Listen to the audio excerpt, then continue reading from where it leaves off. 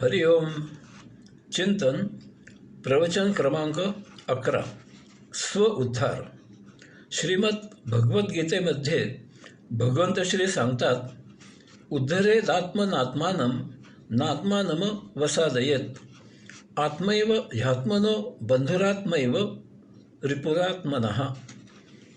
अध्याय 6, श्लोक क्रमांक 5. स्व उद्धार. स्वतःचा उद्धार करावा, प्रगती करावी. आपला उद्धार कोणी अन्य करत नाही आणि तसे कोणी करूही शकत नाही. अन्य आपल्याला यासाठी फक्त मार्गदर्शन करू शकतात.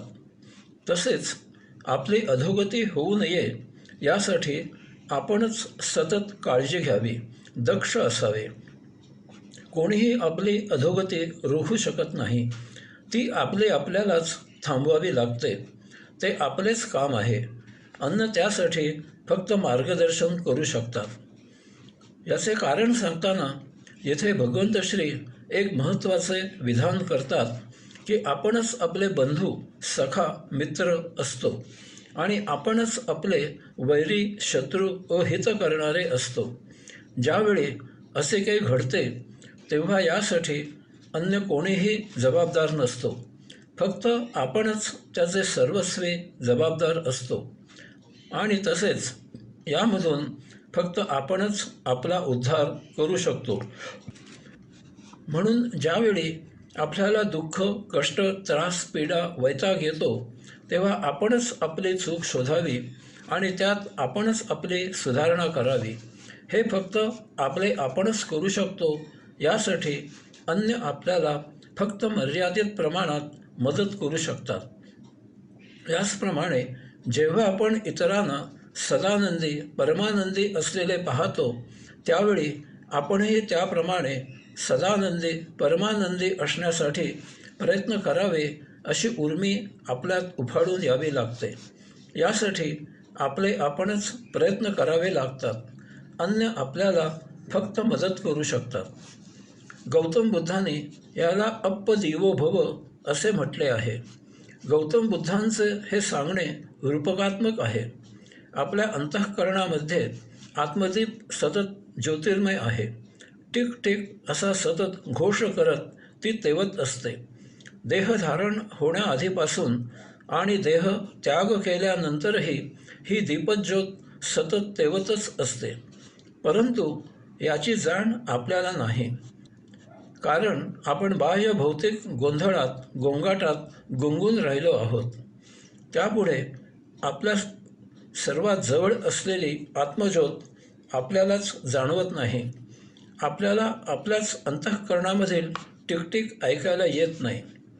आपल्या अंतःकरणामधील आत्मदीपाची जाण जरी आपल्याला अन्य कोणी करून दिली तरीही तिचा ज्योतिर्मय प्रकाश फक्त आपल्यालाच दिसू शकतो. तिची जाणीव फक्त आपल्यालाच होऊ शकते. तिच्या प्रकाशात न्हावून जाण्यासाठी आपल्या अंतःकरणात फक्त आपणच उतरू शकतो. अंतःकरणात उतरण्याची कला, विद्या आपल्याला सद्गुरूकडून शिकता येते. याचा अर्थ आपला उद्धार फक्त आपणच करू शकतो. यासाठी सद्गुरू फक्त मार्गदर्शक असतो. माऊली निरूपण करतात, कवणासी काय दिसेल कवणे अद्वैती ये. या विश्वामध्ये एकमेव आत्मतत्व आहे. येथे त्याचाच एकमेवाद्वितीय विस्तार आहे. येथे दुजे, इतर असे काहीही नाही. सर्व एकच आहे. मग कोण कोणाला काही कसा देऊ शकेल? ज्याने त्याने त्यानेच उद्धार करायचा आहे. हे असे का घडते? माऊली म्हणतात, पै व्यामोहाचिये शेजे बडिया अविद्या निद्रितू होईजे ते वेळू दिस्वप्न हा भोगीजे जन्म मृत्यूचा. माया उपभोगांची पखरण घालते. यामुळे विवेक क्षीण होऊन भ्रांतीने ग्रासून असा अज्ञानाने मूर्छेत निद्रिस्त होतो आणि करू नये असा व्यवहार करतो. यामुळे संचिताचे ढीग जमा होतात. देहामागून देह धारण करत हा जन्ममृत्यू या रहाट गाडग्यात अडकतो. माऊली म्हणतात, पाठी अवसाय ये चेवो तैते अवघेची होय वावो, ऐसा उपजे नित्य स्वभाव, तोही आपण पाचे. मग पुढे केव्हा तरी त्याला अकस्मात या भ्रांत निद्रेमधून जाग येते आणि त्यावेळी त्याला हे सर्व मिथ्या होते असे उमजते. तो तत्काळ स्वतःला सावरतो, सद्गुरूचा शोध घेतो आणि त्याच्या पावन सान्निध्यात राहू लागतो. आता एकदा अशा प्रकारे या मायेच्या प्रभावाखाली भ्रांत मिथ्या असत्य वर्तन होत होते असे जाणल्यावर त्याच्यामधूनच कायमस्वरूपी सद्भाव उत्क्रांत होतो.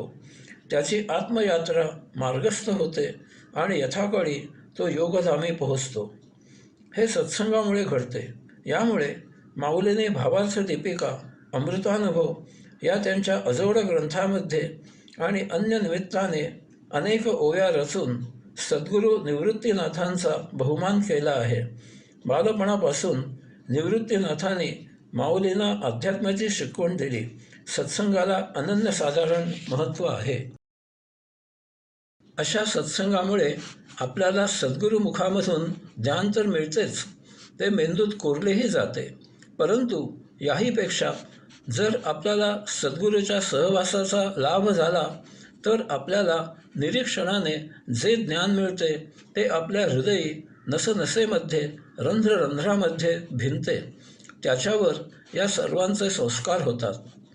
आपल्याला डोळ्यांनी दिसत असते, कानांनी ऐकायला येत असते, बुद्धी वापरली जात असते, परंतु सद्गुरूमुळे तीच दृष्टी पाहण्याबरोबरच निरीक्षण करू लागते. काय कसे ऐकावे त्याचे बारकावे उमजू लागतात. बुद्धीसह हृदयामध्ये ज्ञान झिरपू लागते. ते सद्गुरूच्या सत्संगामुळे होते. आपण अभ्यास करतो, परीक्षा उत्तीर्ण होतो, परंतु सद्गुरूमुळे ज्ञानाचा उपयोग कोठे, किती, कसा, केव्हा, कोणी करावा आणि याचबरोबर असे करणे केव्हा, कोठे, कसे थांबवावे हेही जाणले जाते. नुसते ज्ञान उमजून उपयोग नसतो, त्याचा योग जुळून यावा लागतो. हे सद्गुरूच्या सत्संगामुळे होते. ज्ञान नुसते बुद्धीला माहीत होऊन भागत नाही, ते अंतःकरणामध्ये झिरपावे लागते. तेथे ज्ञानाचा आत्मयोग जुळून येतो. म्हणजे ज्ञानाचा उपयोग, दुरुपयोग, निरुपयोग समजला, उमजला, जाणला जातो. त्याच ज्ञानाची नकारात्मकता, दाहकता, भंजकता जाणली जाते आणि मग त्याच ज्ञानाने सकारात्मक विधायक सृजन केले जाते. हे सद्गुरूच्या सत्संगामुळे समजते. गाताना रागाच्या स्वरांचे भान जसे असावे लागते तसेच वर्ज स्वरांचेही भान ठेवावे लागते. शिक्षावर वास्तव्य करताना खालच्या खोल दरीचे भान जपावे लागते. झाडाची फांदी तोडताना ती त्या झाडाला पुन्हा जोडता येत नाही हे भान असावे लागते. हे सद्गुरूच्या सत्संगामुळे जमते. याचे कारण अगदी स्वाभाविक असे आहे. बहुतांशी जन इतरांच्या प्रभावाखाली सहज आणि चटकन येतात. कोणी एखादी यात्रा करून आला की त्याचे रसभरीत वर्णन ऐकवतो. लगेच आपण त्या यात्रेला जायला उद्युक्त होतो. सिनेमा, नटनटींचे अनुकरण केले जाते. मानवाच्या या स्वभावामुळे सद्गुरूचे अनुकरण केले जाते. सद्गुरूच्या सान्निध्यात आध्यात्मिक अनुकरण केले जाते. यामुळे आपली आत्मयात्रा मार्गस्थ होते. यासाठी सद्गुरू आणि सत्संग याचा अर्थ नीट समजून घ्यावा आणि याप्रमाणे असलेला सद्गुरू शोधावा आणि त्याचा सत्संग करावा. सद्गुरू या शब्दाची व्युत्पत्ती किंवा संधिफोड अशी आहे: सत अधिक गुरु. या जगात, विश्वात, ब्रह्मांडात सत एकमेव आहे आणि ते म्हणजे आत्मपरब्रह्म पुरुषोत्तम. म्हणून सद्गुरू याचा अर्थ जो स्वतः अध्यात्माची यात्रा करून आलेला आहे आणि आता जो सायुज्यमुक्त होऊन प्रभुकार्य करत आहे, अध्यात्माचेच मार्गदर्शन करत आहे, ज्याने योग कार्याला वाहून घेतले आहे. असे करताना जो पैसा, प्रसिद्धी, प्रतिष्ठा, भौतिक उपभोग यामागे लागलेला नाही, ज्याला अध्यात्माशिवाय अन्य विषयांमध्ये गम्य नाही, असा दार्शनिक, साक्षात्कारी, स्वस्वरूपावस्था प्राप्त झालेला आध्यात्मिक गुरु म्हणजे सद्गुरू. सध्या अध्यात्माचा बाजार भरविणारे, व्यापार करणारे गुरु उदंड झाले आहेत. ते अध्यात्माचे नाटक छान करतात. म्हणून भपकारा, बोलघेवडेपणा, अध्यात्माशिवाय अन्य विषय रुची नसलेला सद्गुरू नीट चौकशी करून निरखून पारखून घ्यावा. या योगे आपला आत्मउद्धार करावा. याचप्रमाणे सद्गुरूचा सत्संग म्हणजे काय हे समजण्यासाठी सत्संग याचा अर्थ जाणून घ्यावा. आपल्या ऋषीने आत्मपरब्रह्म साध्य कसे करावे, स्वस्वरूप कसे मिळवावे, दार्शनिक कसे व्हावे यासाठी फार दीर्घ मेहनत घेऊन, अथक परिश्रम घेऊन मानवी जीवनाचा फार सखोल अभ्यास केला. प्रत्येक मानव येथे मुक्त, सायुज्यमुक्त होण्यासाठी मानवी देही आलेला आहे. त्याचे मानवी देही हेच एकमेव कार्य आहे असे ऋषीने प्रतिपादन केले. हे सर्वांवर ठसवण्यासाठी त्याने आत्मपरब्रह्म मुक्ती, सायुज्यमुक्ती याचे ज्ञान देणारी अनेकानेक अंगाने अध्यात्म हा विषय विशद करणारी उपनिषदे रचली. त्या काळी लिखाणाची कला माहीत नव्हती, म्हणून त्यांनी आपल्या शिष्यांना अशी ही उपनिषदे सविस्तर कथन केली आणि पुढील पिढीलाही ती उपलब्ध व्हावीत म्हणून शिष्यांकडून तोंडपाठ करून घेतली. अशा प्रकारे ही उपनिषदे पिढ्यानपिढ्या पाठांतर करून जतन केली गेली. उपनिषद या शब्दाची व्युत्पत्ती किंवा संधिफोड आहे उप अधिक नि अधिक षद. उप याचा अर्थ आहे दुय्यम, जवळ. नि याचा अर्थ आहे खाली. षद याचा अर्थ आहे बसणे. उपनिषद याचे षद शब्दामुळे दोन अर्थ प्रचलित आहेत. हे दोन्ही अर्थ आपण समजून घेऊ. एक, उपनिषद याचा अर्थ एखाद्याला वाचन, श्रवण, निरीक्षण आदीमुळे जर एखाद्या विषयाचे ज्ञान प्राप्त झाले नाही तर त्या विषयाचा अर्थ ज्याला प्रत्यक्षानुभूतीद्वारे उमजला आहे, ज्याने जाणला आहे, अशा विभूतीच्या जवळ खाली दुय्यम स्थानी बसून तो अर्थ जाणून घेणे. 2. त्या काळी उपनिषदे अनेकविध विषयांवर लिहिली गेली, परंतु ती प्रामुख्याने फक्त आत्मपरब्रह्माविषयी, आत्मानुभूती प्राप्त करण्याविषयी, मुक्ती प्राप्त करण्याविषयी लिहिली गेली. यामुळे उपनिषद याचा अर्थ आत्मानुभूती प्राप्त अशा सद्गुरूच्या सान्निध्यात त्याच्या जवळ राहून त्याच्याकडून प्रत्यक्ष श्रवण, मनन, निरीक्षण याद्वारे परमात्मतत्व जाणून घेणे असा होतो. अशा प्रकारे उपनिषद याचा अर्थ आता पूर्ण विशद झाला असेल आणि या योगे सत्संग याचाही अर्थ परिपूर्ण उमजला असेल. माऊली इशारा देतात की म्हणोनी आपणची आपणया घातू की जतू असे धनंजया चित्त देऊने नाथिलिया देहाभिमान. म्हणून स्व म्हणजे आपणच आपला उद्धार करू शकतो. म्हणून आपणच आपले मित्र, कल्याण, हित करणारे आहोत. याचप्रमाणे असे न केल्यास आपणच आपली अधोगती करून घेतो. म्हणून आपणच आपले शत्रू, अकल्याण करणारे, अहित करणारे आहोत. यासाठी माऊली उपदेश करतात की देहादी इंद्रियांचा अभिमान सोडा, त्यांच्या इच्छांकडे लक्ष देऊ नका, देहाच्या नादी लागू नका. देह मिथ्या म्हणजे क्षणभंगूर आहे, नाशिवंत आहे, असत्य आहे. म्हणून त्याचा अभिमान धरणे भ्रामक, मिथ्या, चकलादू आहे. यासाठी मन निष्प्रभ करा. देह भौतिक उपभोगांकडे चटकन आकृष्ट होणारा आहे. याचबरोबर जीवित राहण्यासाठी तो जे काही प्रथम अत्यावश्यक मग आवश्यक असे अन्न, वस्त्र, निवारा उपभोगतो, त्याची एकदा चव माहीत झाली की त्याला ते सतत मिळावे अशी अभिलाषा निर्माण होते. ही अनावश्यक इच्छा असते. अशा अनावश्यक उपभोगांची देहाला चटक लागते आणि मग देह अशा उपभोगांसाठी मुद्दाम प्रयत्नशील राहतो. तो त्यांच्या इतका आहारी जातो की एक वेळ अत्यावश्यक आवश्यक गोष्टी मिळाल्या नाहीत तरी चालेल, परंतु अनावश्यक उपभोग घेतले गेलेच पाहिजेत. यालाच व्यसन असे म्हणतात. यामधून आपल्याला पाहिजे तेव्हा उपभोग मिळावेत म्हणून अशा गोष्टींचा आपण संग्रह करतो.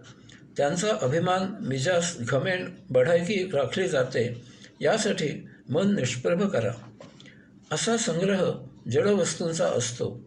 तो काही आपल्याला मृत्यूनंतर बरोबर नेता येत नाही. परंतु दुर्दैव असे आहे की अशा जडवस्तू जरी बरोबर नेता येत नसल्या तरी अशा वस्तूंच्या व्यसनाचे कुसंस्कार आपल्या मृत्यूनंतर स्मृतीमधून आपल्याबरोबर नेले जातात. यालाच संचित असे नाव आहे. यामुळे पुनर्जन्मामध्येही आपण याच कुसंस्काराचे बळी होतो. म्हणून देहाच्या इच्छा भ्रामक मिथ्या तकलादू असतात. त्या देहासह नष्ट झाल्या पाहिजेत. यासाठी मन निष्प्रभ करा. म्हणून नेहमी शाश्वत सत्य सदा असणारे जवळ करावे. या ब्रह्मांडामध्ये शाश्वत सत्य सदा असणारे एकमेव आहे आणि ते म्हणजे आत्मपरब्रह्म पुरुषोत्तम.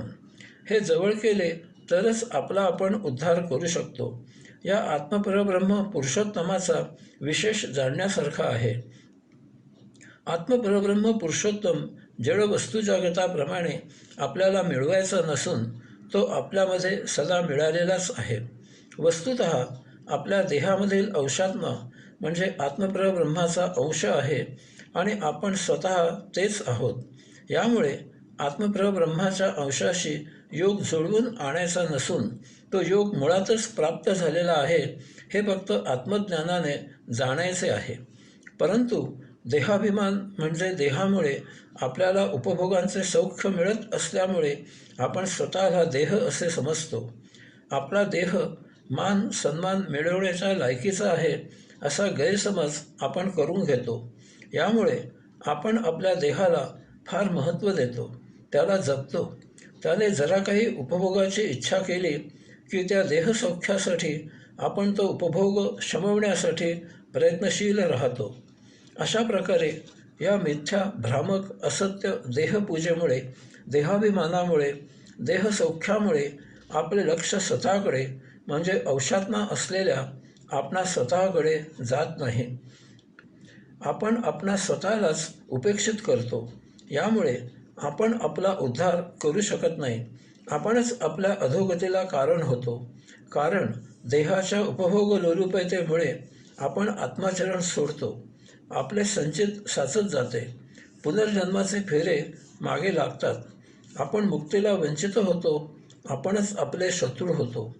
परंतु जर आपण आपली अंशात्मा ही सत्य ओळख जाणली तर आपण आत्माचरण करतो. आपले संचित झपाट्याने संपुष्टात येते. आपण आपले मित्र हितचिंतक कल्याण करणारे होतो. यथाकाळी आपण मुक्त होतो. प्रभुसेवेला रुजू होतो. हरिओम.